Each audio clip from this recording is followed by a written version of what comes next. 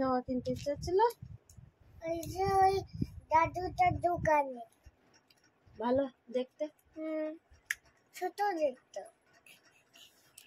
কোথায় একটা জামা দেখেছে, সেই জামাটা ওর পছন্দ হয়ে গেছে। দেখো আজকে আমাদের বেডের অবস্থাটা তোমাদের দেখায়, কি করেছে। খেয়ে খাওয়া হয়েছে? সে তোমার এখনো খাচ্ছে। আমি করেছি। আমি একা শুধু ঘরটাকে গোছাই, আর তোমরা শুধু মানে করো, নোংরা করে ফেলো। লেবু খাওয়া হয়েছে, জল খাওয়া হয়েছে। দেখো কি করেছে, পড়াশোনাও হচ্ছে, সাথে কি হচ্ছে দেখো। দেখো কি, দেখো এটা লেবু খেয়ে, আর সেই লেবুগুলো আবার এটা ছুরি দিয়ে কেটে, আর এই যে ছুরি দিয়ে আমি একটা কেটেছিলাম, তুমিও তো ওখানে কি খেলছিলে। আর এখানে খাবারের বই এনে গেছে, এখানে আবার বই, এদিকে পেন্সিল, এদিকে এই যে ব্যাগ পড়ে আছে উল্টে, ব্যাগের অবস্থা বেহাল। পেন্সিল ওখানে, ইরেজার ওখানে, এখানে আয়না, এখানে চিরুনি, আর এখানে এই লেবুর খোসা।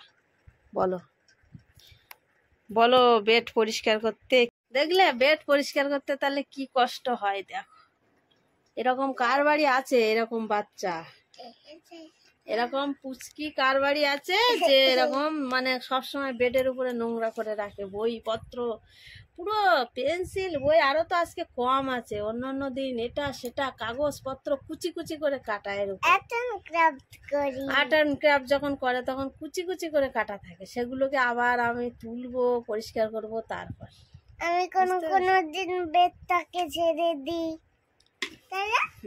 কোনো দিন ঝেড়ে দাও। হ্যাঁ, ও বললে মাঝে মধ্যে করে দেয়, অনেক বইপত্র যে আমি 2-1 দিন বলি তখন ও গুছিয়ে দেয়, কিন্তু ওর বললে ও যত সময় না ধরে করছে তার আগে আমার করা হয়ে যাবে। হ্যাঁ, ওর অনেক সময় লেগে যায়, 1-2 করে বই তুলবে করবে, তার আগে আমার হয়ে যাবে। দাও, ভিডিওটা করছি, ক্যামেরাটা শুধু নড়ছে, শুধু নড়ছে। হ্যাঁ, তাই HW হয়ে গেছে। হ্যাঁ, হোমওয়ার্কটা হয়ে গেছে, এই যে দেখো হোমওয়ার্কটা করেছে। হ্যাঁ, কিন্তু এবার পড়াতে বসাতে হবে, এই খাওয়া দাওয়া হলো সন্ধ্যেবেলা, এবার একটু পড়তে হবে। ঠিক আছে, চলো। পড়ার চাপ খুব, সন্ধ্যেবেলা কোনো গল্প করলে চলবে না।